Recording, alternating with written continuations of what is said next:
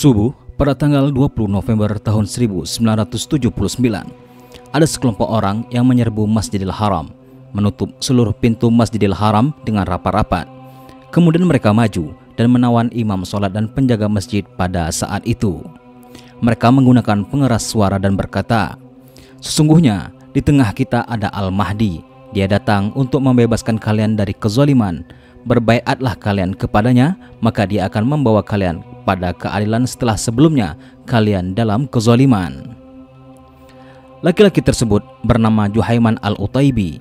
Ia kemudian memanggil seorang yang dianggap merupakan Imam Mahdi yang bernama Muhammad bin Abdullah Al-Qahtani. Ini adalah salah satu peristiwa paling mencekam yang pernah terjadi di Masjidil Haram yang disebabkan oleh Imam Mahdi palsu.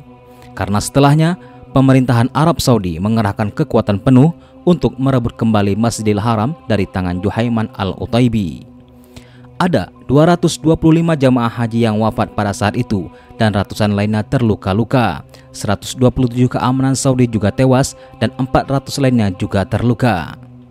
Orang-orang yang menduduki Masjidil Haram itu adalah kelompok ultra konservatif Muslim Sunni bernama Al-Jamaah Al-Salafiyah Al-Muttasibah yang mengutuk apa yang mereka sebut dengan degenerasi nilai sosial dan agama di Arab Saudi.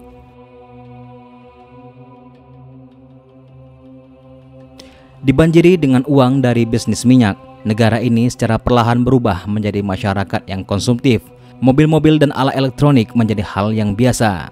Negara ini mulai mengenal urbanisasi, dan beberapa pria dan perempuan religius mulai bercampur di publik.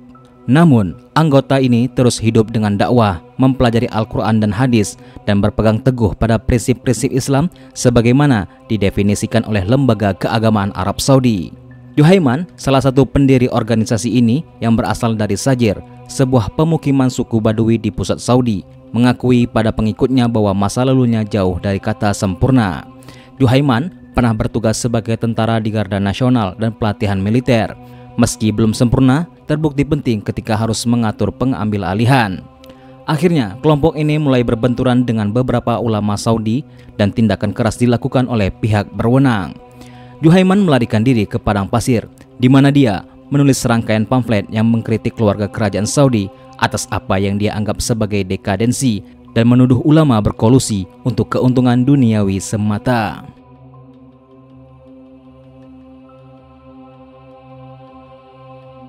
Dia meyakini bahwa Arab Saudi telah rusak dan bahwa hanya intervensi surgawi yang dapat membawa keselamatan.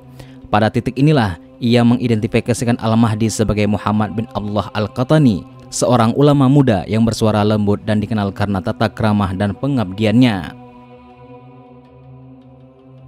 Hadis yang menyebutkan kemunculan Al-Mahdi dengan nama depan dan nama ayah mirip dengan nama Nabi, dan penampilannya yang digambarkan memiliki dahi besar dan hidung tipis dan bengkok. Juhaiman melihat semua fitur ini ada di dalam diri Al-Qahtani, tetapi orang yang diduga sebagai penyelamat itu terkejut dengan gagasan Juhaiman. Karena kewalahan, dia akhirnya hidup menyepi. Namun akhirnya ia keluar dari isolasi dan yakin bahwa Juhaiman adalah benar. Dia mengambil peran sebagai Mahdi, dan persekutuan dengan Juhaiman semakin erat ketika kakak perempuan Al-Qahtani menjadi istri kedua Juhaiman. Beberapa bulan sebelum pengepungan, desas-desus aneh menyebar bahwa ratusan orang Mekah dan peziarah telah melihat Al-Qahtani dalam mimpi mereka, berdiri tegak di Masjidil Haram dan memegang spanduk Islam. Di daerah-daerah terpencil tempat ia mencari perlindungan, Juhaiman dan para pengikutnya mulai bersiap-siap menghadapi konflik kekerasan yang akan datang. Pada saat kejadian ini terjadi, putra mahkota Fuad bin Abdul Aziz Al Saud berada di Tunisia untuk menghadiri KTT Liga Arab, dan Pangeran Abdullah, Kepala Garda Nasional, pasukan keamanan elit yang bertugas melindungi para pemimpin kerajaan, berada di Maroko.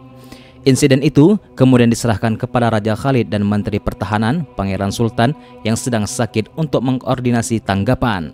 Dan hal ini membuat penanganan peristiwa ini terlihat begitu lambat. Pada 2 hari kemudian, Saudi meluncurkan serangan frontal dalam upaya untuk mendapatkan pintu masuk.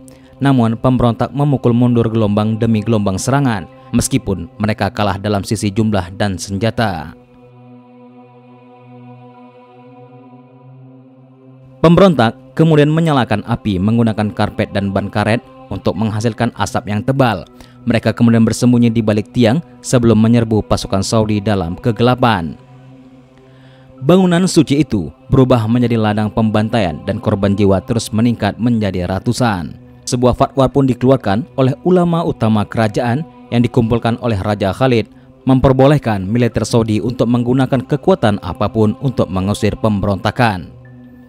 Rudal yang dipadu anti-tank dan senjata berat kemudian digunakan untuk mengusir para pemberontak dari menara, dan pengangkut personel lapis baja dikirim untuk menembus gerbang.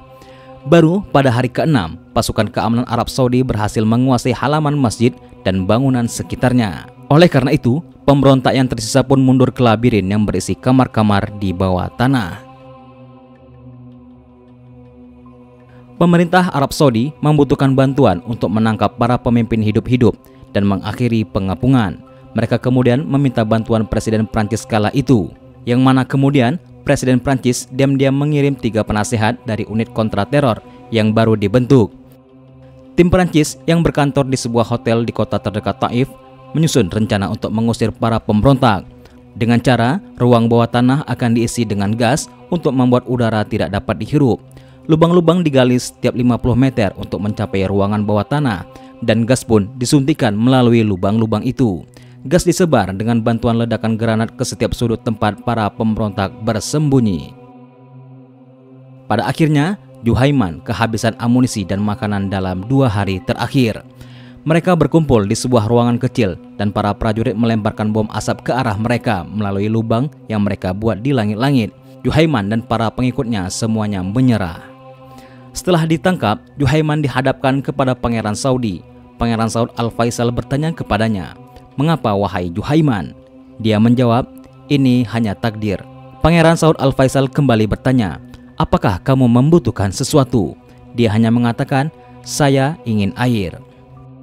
Akhirnya, pada tahun 1980, 63 pemberontak yang masih hidup dieksekusi di depan kota Arab. Juhaiman adalah yang pertama kali dieksekusi mati.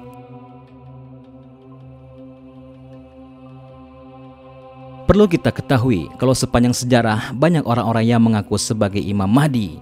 Di tahun 127 Hijriah, ada dari keturunan Ja'far bin Abu Thalib yang bernama Abdullah bin Muawiyah. Golongan Syiah di Kufah mengangkat Abdullah bin Muawiyah sebagai Imam Mahdi. Setelah itu, ia memberontak terhadap Khalifah Yazid yang kala itu menjadi penguasa dinasti Umayyah. Abdullah bin Muawiyah yang didukung golongan Syiah berhasil menguasai barat Iran selama 2 tahun dari 746 hingga 747. Di abad ke-12 ada Ibnu Tumar. Ibnu Tumar adalah cendekiawan, guru dan pemimpin politik muslim Berber di Maroko. Ia adalah tokoh yang menyatakan dirinya sebagai Imam Mahdi dalam usahanya mereformasi dinasti Murabitun pada abad ke-12. Dalam usahanya mereformasi dinasti Murabitun, Ibnu Tumar bersekutu dengan suku Masmuda di pegunungan Atlas. Ibnu Tumar bersama pengikutnya akhirnya memberontak terhadap dinasti Murabitun pada 1125. Pemberontakan dilakukan di beberapa kota di Maroko. Mirza Ghulam Ahmad merupakan pendiri Ahmadiyah yang mengaku sebagai Imam Mahdi pada akhir abad ke-19. Ia mengaku sebagai Imam Mahdi dan mengklaim telah menerima wahyu dari Tuhan. Selain itu, dalam usahanya untuk melegitimasi sebagai Imam Mahdi, Mirza Ghulam Ahmad mendirikan gerakan Ahmadiyah. Melalui Ahmadiyah inilah Mirza Ghulam Ahmad menyalurkan segala idenya. Tidak ketinggalan, dari Indonesia ada juga orang-orang yang mengaku sebagai Imam Mahdi. Di Karawang, ada seorang pria tua dan wanita parubaya yang mengaku sebagai Imam Mahdi dan Ratu Adil yang mampu mengamankan seluruh bencana. Di Aceh, ada seorang pria berinisial AR diamankan oleh warga karena mengaku sebagai Imam Mahdi di Masjid Al-Khalifah Ibrahim, Kecamatan Matangkuli, Aceh Utara. Ia diamankan warga setelah mengambil mikrofon masjid dan menyatakan bahwa dirinya adalah Imam Mahdi. Di Riau, ada seorang pria berinisial WAM diamankan Polda Riau sebab ia mengaku sebagai Imam Mahdi dan melakukan nikah siri. Dari hasil penyelidikan, WAM memiliki 7 istri, 6 diantaranya merupakan istri siri. Dari ke-6 istrinya, 5 diantaranya merupakan anak di bawah umur. Menurut para saksi, WAM memiliki banyak pengikut. WAM dianggap dapat menyembuhkan berbagai penyakit dan juga merupakan orang terpilih untuk membawa keselamatan.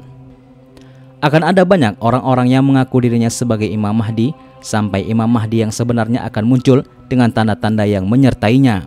Seperti yang dijelaskan dalam hadis sahih bahwa salah satu ciri Imam Mahdi adalah beliau memiliki nama seperti nama Rasulullah SAW. Andaikan dunia tinggal sehari, sungguh Allah akan panjangkan hari tersebut hingga diutus padanya seorang laki-laki dari ahli baitku, namanya serupa namaku dan nama ayahnya serupa nama ayahku. Ia akan penuhi bumi dengan kejujuran dan keadilan, sebagaimana sebelumnya dipenuhi dengan kezaliman dan penganiayaan. Sebagaimana yang telah dijelaskan dalam hadis bahwa Imam Mahdi datang dari negeri Arab dan beliau adalah keturunan anak cucu Nabi Muhammad SAW. Al-Mahdi berasal dari umatku, dari keturunan anak cucuku. Dijelaskan juga dalam suatu riwayat bahwa Imam Mahdi akan muncul di Madinah setelah perselisihan yang terjadi akibat kematian seorang pemimpin. Dari Ummu Salamah radhiyallahu anha menceritakan akan terjadi suatu perselisihan ketika wafatnya seorang khalifah. Kemudian seorang dari penduduk Madinah akan melarikan diri ke Mekah. Orang-orang Mekah pun mendatanginya dan membawanya keluar, sedangkan ia tidak menyukainya, lalu membaiatnya di antara ruh dan makam. Semoga kita terus diberikan perlindungan oleh Allah Subhanahu wa Ta'ala dan mendapatkan hidayah agar kita mendapat keselamatan dunia dan akhirat.